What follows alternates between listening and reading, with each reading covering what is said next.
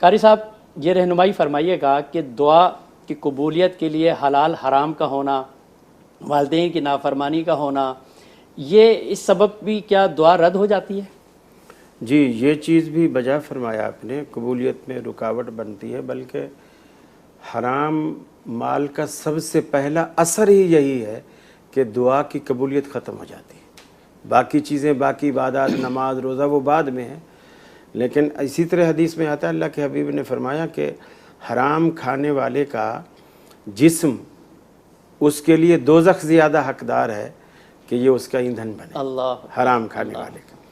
फिर जिस तरह हदीस में आपने फरमाया कि मुसाफिर की दुआ अल्लाह रद्द नहीं करता, इसी तरह आपने एक मुसाफिर का तज़किरा किया कि एक शख्स मुसाफिर है, अशआसा व अगबारा, उसके बाल भी गर्द व गुबार से अटे हुए हैं, गोया इतना तवील सफ़र किया है, गरेबां फटा हुआ है और बड़ा मुश्किल और मुसीबत में है।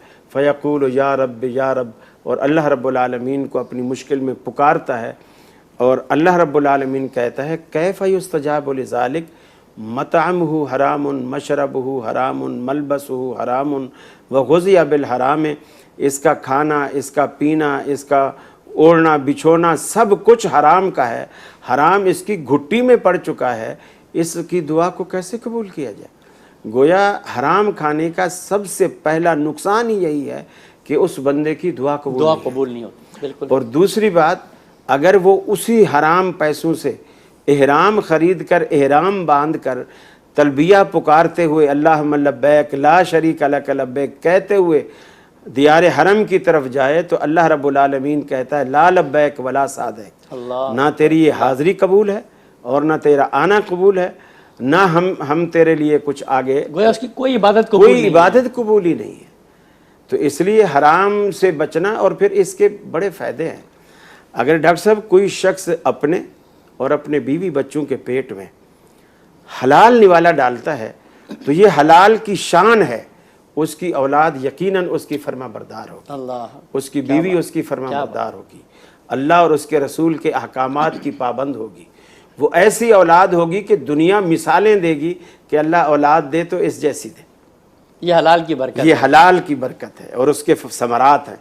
और हराम का यही सबसे बड़ा, वो चोर, डाकू, चक्के, बदमाश और इस तरह के लोग जो हैं वो हराम से परवरिश पाते हैं और हराम के आगे तो सबसे पहले औलाद नाफरमान होती है। औलाद नाफरमान होती है। और फिर आदमी मौलवियों से पूछता है कोई वजीफ़ा, मेरे 9 बच्चे हैं, 9 के 9 नाफरमान है। अल्लाह, सबसे बड़ा वजीफ़ा तो वो था जो तू गंवा चुका।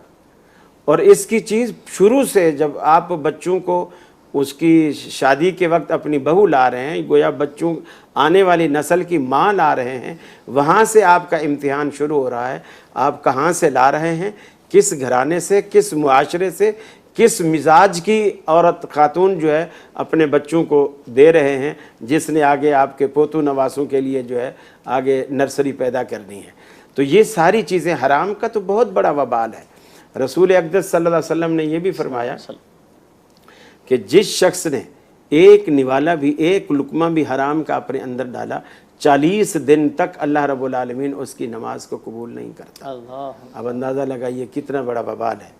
तो हराम के निवाले से तो हर एतबार से, यानी, और दुनिया उसको मुत्तकी परहेज़गार समझ रही होगी, दुनिया उसको मुत्तकी परहेज़गार। और फिर हराम चाहे वो रिश्वत की शक्ल में हो, चोरी की शक्ल में हो, डाके की शक्ल में हो, किसी भी शक्ल में जो शरीयत ने जिसको नाजायज़ रखा है, आप उसको ज़रिया आमदनी बनाते हैं, तो वो यकीनन आपकी सारी की सारी कमाई जो है वो हराम हो जाती है और उससे बरकत भी ख़त्म हो जाती है। जैसे कुरान मजीद ने बड़ी अजीब बात कही, अल्लाह रब्बुल आलमीन ने कहा यमहकुल्लाहु रिबा व युर्बिस सदक़ात, अल्लाह रिबा को मिटाता है और सदक़ात को बढ़ाता है। सही। हालांकि हम अकली तौर पर अगर देखें तो ये बात अकल के बिल्कुल खिलाफ है। सूद में पैसा आता है, सही, उसे बढ़ना चाहिए, और सदके में पैसा जाता है, उसे घटना चाहिए। सही।